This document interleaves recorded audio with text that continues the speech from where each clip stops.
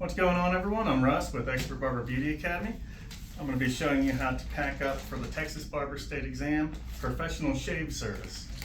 This is a 2.5 gallon Ziploc bag with a easy open, easy close, and it has to be labeled professional shave service. Inside of that bag, you're going to need at least 6 towels. You could pack extra, but you do not need any extra, and 6, as you can see, is a lot and hard to fit in there. You're also going to need 1 cape,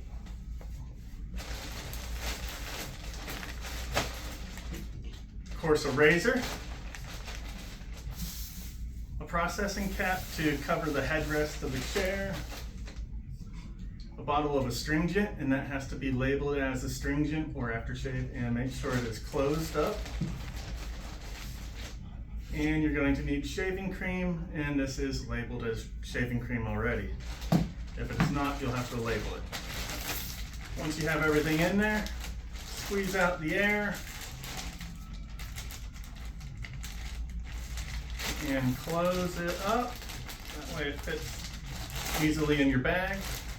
And now you're ready. As always, thank you for watching and have a great day.